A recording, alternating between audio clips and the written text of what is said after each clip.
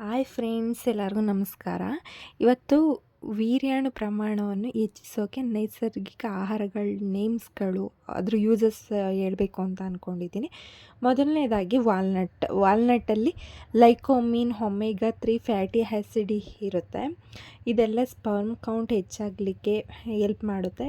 Daily 2 or 3 ತಿನ್ನೋದ್ರಿಂದ omega 3 fatty acid ಇರೋದ್ರಿಂದ ಇದು ಸ್ಪರ್ಮ್ ಕೌಂಟ್ ಜಾಸ್ತಿ ಆಗೋಕ್ಕೆ ಹೆಲ್ಪ್ ಆಗುತ್ತೆ. ನೆಕ್ಸ್ಟು ಎಗ್ಗಲ್ಲಿ ಪ್ರೋಟೀನ್ ಅಂಶ ಜಾಸ್ತಿ ಇರುತ್ತೆ. ವೈಟಮಿನ್ ಇ ಪ್ರೋಟೀನ್ ಇರೋದ್ರಿಂದ ಅಬ್ನಾರ್ಮಲ್ ಸ್ಪರ್ಮ್ಸ್ ಏನಾದರೂ ಇದ್ದರೆ ಅದು ನಾರ್ಮಲ್ ಆಗೋಕ್ಕೆ ಹೆಲ್ಪ್ ಮಾಡುತ್ತೆ. ನೆಕ್ಸ್ಟು ಬಾಳೆಹಣ್ಣು, ಇದರಲ್ಲಿ ವೈಟಮಿನ್ ಸಿ, ಬಿ ಮತ್ತು ಸಿ ಬ್ರೊಮಾಲಿನ್ ಅಂತ ಸಿಗುತ್ತೆ. ಇದು ಸ್ಪರ್ಮ್ ನ್ಯಾಚುರಲ್ ಆಗಿರೋ ಥರ ಮಾಡುತ್ತೆ.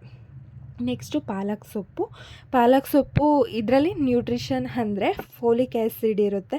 ಫೋಲಿಕ್ ಆ್ಯಸಿಡ್ ಒಂದು ಸೆಲ್ಗೆ ಇಂಪಾರ್ಟೆಂಟ್. ಯಾಕೆಂದರೆ ಅದು ಸ್ಪರ್ಮ್ ಅನ್ನೋದು ಒಂದು ಸೆಲ್ಲಲ್ಲಿ ಪ್ರೊಡಕ್ಷನ್ನು ನ್ಯೂಕ್ಲಿಯಸ್ ಸರಿ ಮಾಡಲಿಕ್ಕೆ ಫೋಲಿಕ್ ಆ್ಯಸಿಡ್ ಬೇಕೇ ಬೇಕು. ಅದಕ್ಕೆ ಇದು ಹೆಲ್ಪ್ ಆಗುತ್ತೆ. ನೆಕ್ಸ್ಟು ದಾಳಿಂಬೆ ಹಣ್ಣು, ಅದರಲ್ಲಿ ಜಾಸ್ತಿ ಆ್ಯಂಟಿ ಆಕ್ಸಿಡೆಂಟ್ ಇರುತ್ತೆ. ಇದು ನ್ಯೂಕ್ಲಿಯಸ್ಗೆ ನಾರ್ಮಲ್ ಸೆಲ್ ಮಾಡಲಿಕ್ಕೆ ಹೆಲ್ಪ್ ಮಾಡುತ್ತೆ.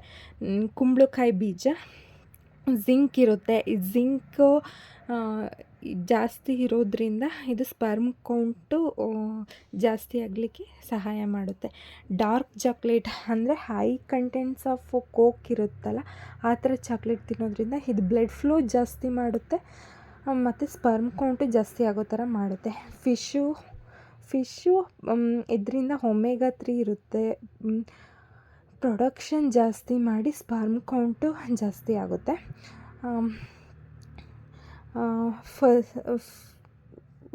ಫಸ್ಟು ವಿಟಮಿನ್ ರಿಚ್ ಫುಡ್ಸ್ ಅಂತ ಹೇಳ್ತೀವಿ. ನಿಂಬೆಹಣ್ಣು, ಆರೆಂಜ್, ಬೆಟ್ಟದ ನೆಲ್ಲಿಕಾಯಿ ಇದೆಲ್ಲ ವಿಟಮಿನ್ ಸಿ ಇರುತ್ತೆ. ಪ್ರತಿದಿನ 2 ಗ್ರಾಮ್ ತಗೊಳ್ಳೋದ್ರಿಂದ ಸ್ಪರ್ಮ್ ಕೌಂಟು ಇಂಪ್ರೂವ್ ಆಗುತ್ತೆ. ಜಿಂಕ್ ಫುಡ್ಸ್ ನಾವು ನಾನ್ ವೆಜ್ಜಸ್ಸಲ್ಲಿ ನೋಡ್ತೇವೆ. ಮತ್ತು ಮೆಂತ್ಯ, ಸ್ಪರ್ಮ್ ಕೌಂಟು ಇಂಪ್ರೂವ್ ಮಾಡಲಿಕ್ಕೆ ಮೆಂತ್ಯ ಯೂಸ್ ಮಾಡ್ಬೋದು. ಡೈಲಿ ತಣ್ಣೀರಿನಿಂದ ಸ್ನಾನ ಮಾಡೋದ್ರಿಂದನೂ ಸ್ಪರ್ಮ್ ಕೌಂಟು ಇಂಪ್ರೂವ್ ಆಗುತ್ತೆ. ದಿನ ವ್ಯಾಯಾಮ ಮಾಡೋದ್ರಿಂದ, ಟೊಮೊಟೊ ತಿನ್ನೋದ್ರಿಂದ, ಬಾದಾಮಿ ನೆನೆಸಿಟ್ಟು ತಿನ್ನೋದ್ರಿಂದ